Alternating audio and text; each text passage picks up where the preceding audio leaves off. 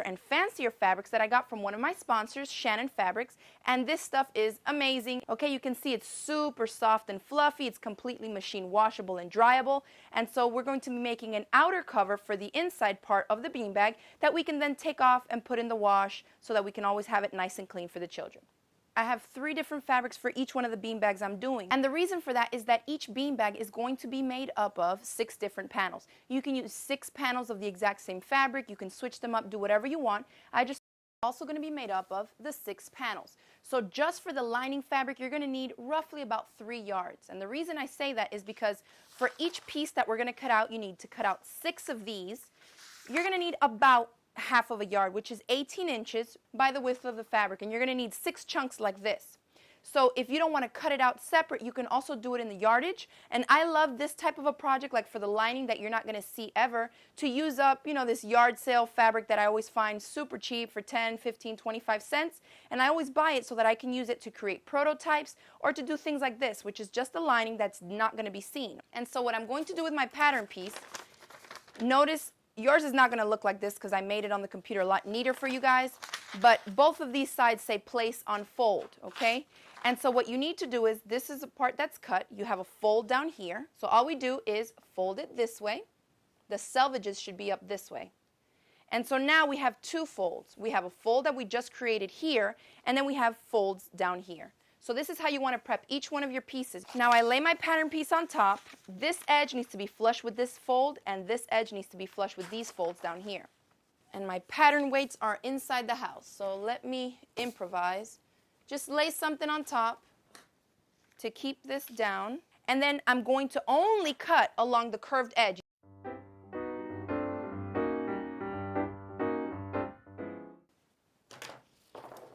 And this is one of your pattern pieces now. You see when I open it up, it's basically the pattern times 4. And you're going to cut out 6 of them just like this.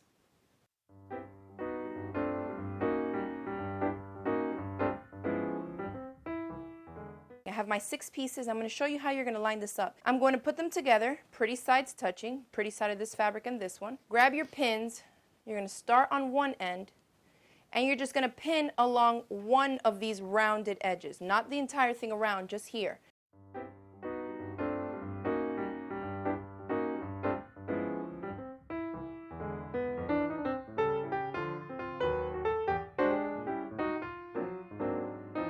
Okay, so we're going to start here. Now to start sewing, you're not going to start all the way at the top. I want you to start a little bit further down from this tip, okay? And then I'm going to start stitching here. Make sure to back stitch to secure those stitches, and then I'm going to stitch all the way down and around this edge. I'm using the edge of my presser foot as a guide, which for me is going to be about 3/8 of an inch, which is fine. Remember to back stitch.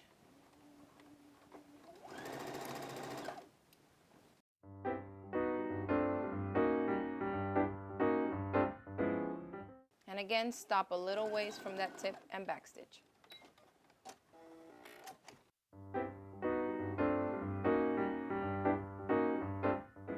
Now after you have those 3 pairs of the different panels sewn together, you're going to get 2 and 2, put them with the pretty sides touching. You want to match up that intersecting seam there at the top, and you're going to do the exact same thing you just did, which is pin across just one of the curved edges.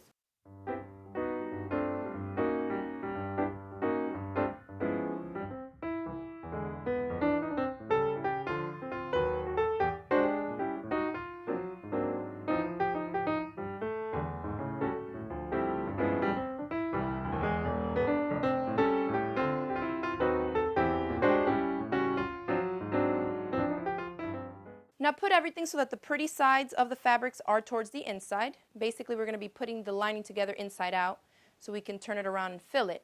But what you want to do is, you're not going to pin the whole thing because we have to leave an opening to fill it with our beanbag filler.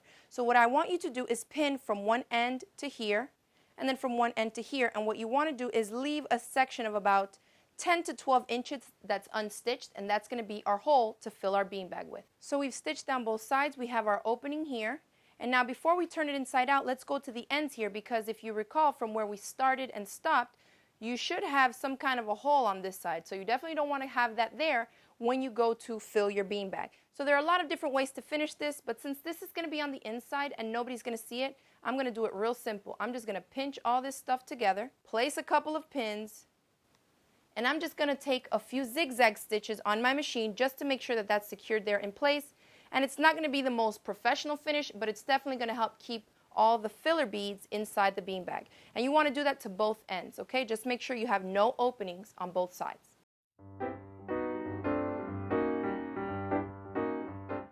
Okay, so we're ready to fill our lining with our polyfill beanbag filler. I have the bag propped up on a table, and then I have the lining underneath it in a chair. I'm going to just clip off this bottom corner here. It's a little tricky since I'm doing it by myself, so if you can get somebody to help you, that would probably be best.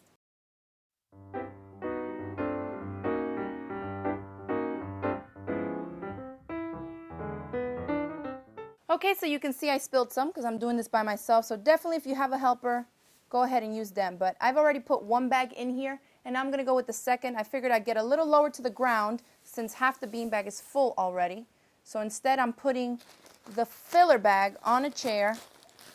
And the idea behind this is basically you're allowing gravity to help you by pulling them down into the bag.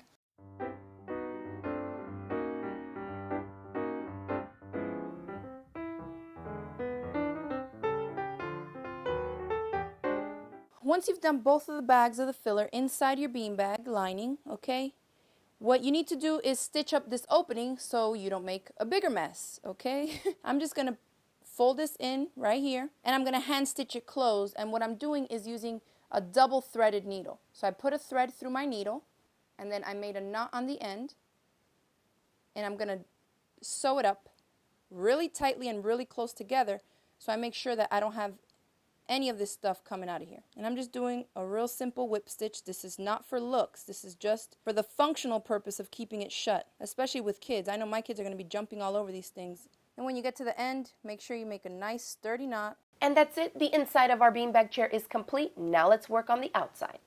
Okay, so for using our cuddle fabric, we got to go this way, fold it over, lay our pattern piece right here.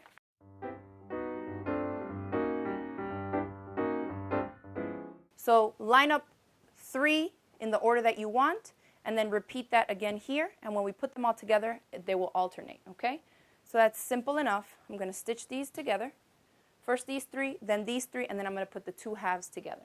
So now that the 2 halves have been sewn, I don't want these 2 right next to each other, so I'm going to turn this one around so that all the panels will alternate going around in the shape of the circle when the beanbag is complete. So let's put one on top of the other, pretty sides touching.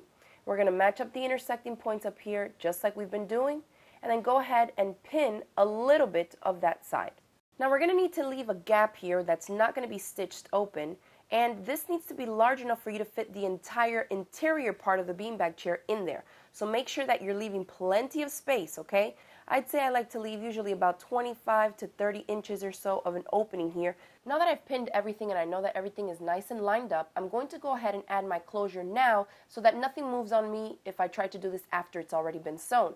So I've decided to use a snap setting kit that I have for these plastic snaps, and if you don't have a kit like this, you can find the link in the description box below this video. I'll link you directly to the exact same kit that I like to use here. So I'm adding these snaps right there to the pretty sides of the fabric so that the snaps themselves can be enclosed. Once they're snapped together, you won't see them on the outside. And the cuddle fabric here, it doesn't fray after you've cut it already, so I'm just putting the snaps about 1/2 inch in from the raw edge just to make sure that my fabric doesn't rip on me when I'm taking the snaps apart.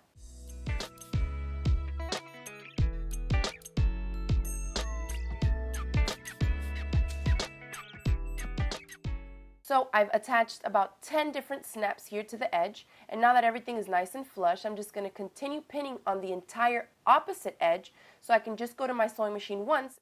After you sew up those seams, we just have to cover up these little holes that we have on both ends, but this time we're going to finish it off a lot more professional than the same fabrics that I used to create the panels. So I'm going to take this pink fabric scrap here. Interfacing is pinch the 2 layers at the pretty side of our applique on both ends of the outer fabric.